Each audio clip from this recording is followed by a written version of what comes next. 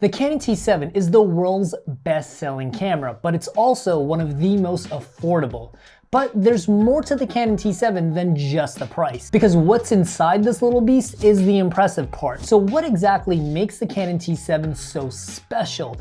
And how does it compare in terms of quality to more expensive cameras? And the Canon T7 isn't right for everyone for several reasons. Let's take a look at some very specific features to see if the Canon T7 is the right fit for you. Alright, here's the truth. The Canon T7 is more than 5 years old, but it's still one of the most affordable and one of the best cameras that you can get at this price point. And if you do want the best pricing on your Canon T7, make sure to check out the links in the description down below. They made the Canon T7 for a very specific type of user, and they put only the features that that specific type of user would need and cut out all of the fluff, making this camera affordable and streamlined. Let's start on the outside of the Canon T7. The Canon T7 is kind of a weird camera when you first pick it up, and it's simply not what most people would expect. The Canon T7 looks like and is shaped like an old school DSLR, but it's actually much smaller and closer to the size of a compact camera. It has the feel of a DSLR in your hands, and it still has a nice deep grip for handling,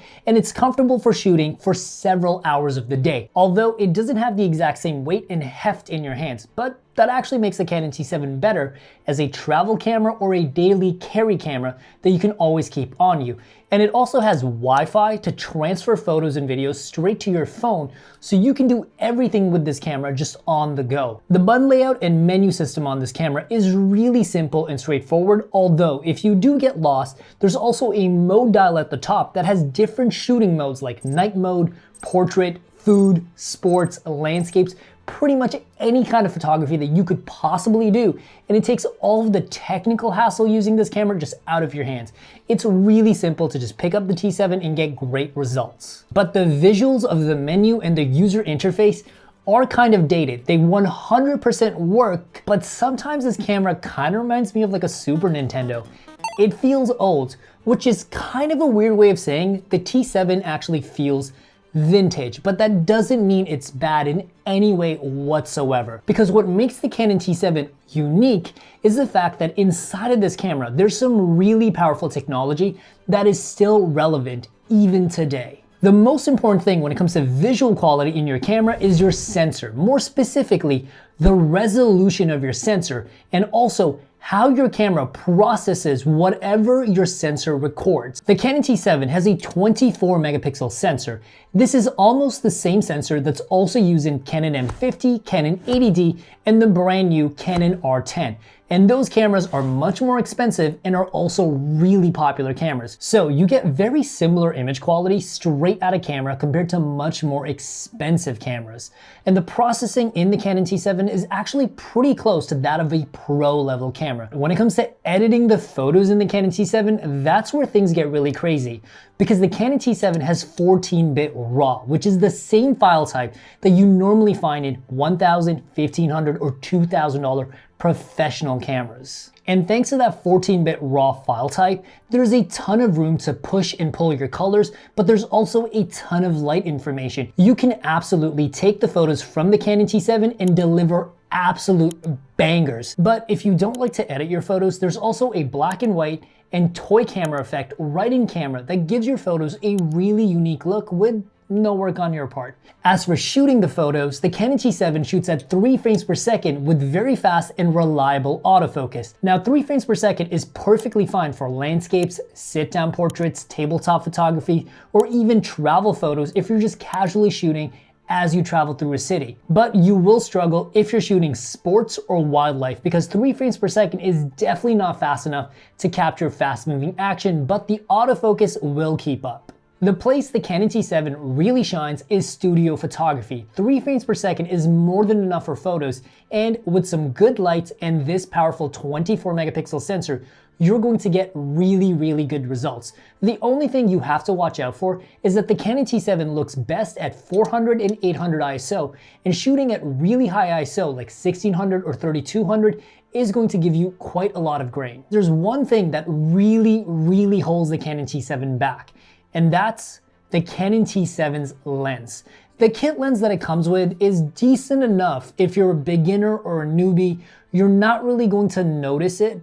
But if you're someone that really understands photography, the lens that it comes with is plastic. It's not even glass, and honestly, it's just not that sharp. It's perfectly fine for casual users. However, if you really want to get the best results from your Canon T7, I recommend ditching the kit lens and buying more affordable prime lenses also from Canon. Now, Canon makes a really affordable $99 50mm f1.8 and a really affordable $120 24mm prime. However, because the Canon T7 has an EF lens mount, you also have access to really affordable vintage lenses and third-party lenses. I recommend the Sigma 18-35. I'm personally using it right now on this video, and I'm shooting this video on a $40,000 red camera. Lately, it seems like everyone is shooting a ton of video, and the Canon T7 is good for video, but for one really specific type of user. And I will have recommendations for other video cameras later in this video. The Canon T7 shoots full HD video at 24 and 30 frames per second. Sadly, there's no 4K. And for slow motion, it does shoot 60 frames per second for 2x slow motion, but it does that in 720p resolution, which is half the resolution of full HD. By today's standard, that's not really gonna cut it. But the issue with video recording is really because during video recording, there's no autofocus. So you have to first set your autofocus and then start recording, which makes the whole process of shooting video with this camera really slow. And by today's standard, this probably isn't going to meet the needs of most video shooters, but if you're like me and you wanna just whip out this camera, take a quick photo, take a quick video here, and edit it together for something later, this camera will be just fine.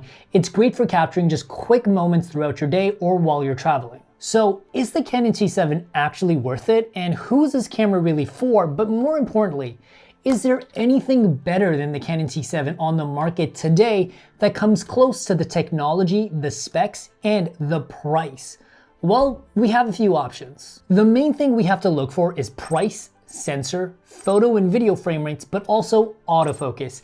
And the closest thing to the Canon T7 in terms of price is the Sony ZV-1F, which at the moment is about $100 more than the Canon T7, but it's a compact camera, which is similar to like a point and shoot. It has a smaller 20 megapixel sensor with a fixed 20mm lens, so you cannot change lenses on it, and it does not have raw photos, but the video is pretty great.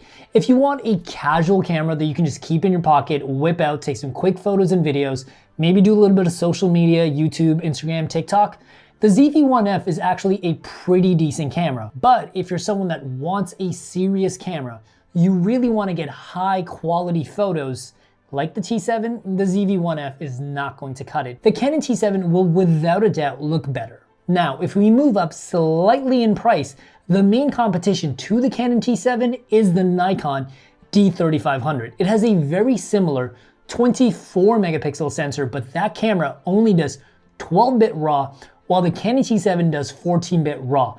And I promise you, it does make a huge difference. However, the D35 shoots faster at 5 frames per second in photo mode, and it does full HD up to 60 frames per second in video mode, and you can also use autofocus while recording video. The Nikon D3500 makes sense if you want to shoot both photos and videos, but not if you just want to shoot photos. The Canon T7 is a better deal. I have to say, for the exact same price of the Nikon D3500, you can also pick up the Canon M50 and the Canon R50, which shoot at a much faster 10 frames and 12 frames per second, which is more than double the speed. But it only makes sense to pay more for those cameras if you're going to be shooting a lot of sports and action.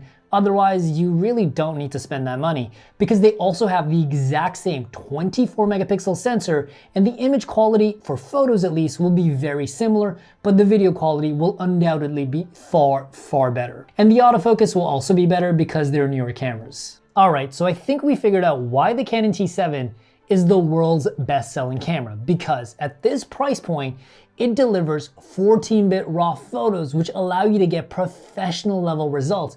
And it has a very powerful 24 megapixel sensor, and it strips away all of the fluff to keep the cost of this camera down, giving you a very pure photo experience. And it still has a little bit of video sprinkled throughout, just in case you want to take a quick video clip here and there. But most importantly, it has a Canon EF lens, which allows you to upgrade this camera with better lenses, and you get access to more affordable third-party lenses and vintage lenses as well. So the Canon T7 ends up being a great fit for someone who wants to start doing photos casually or seriously, but they want a budget option. And if you do want the best pricing on your Canon T7, make sure to check out the links in the description down below. And as always, I'll see you guys in the next video. Peace.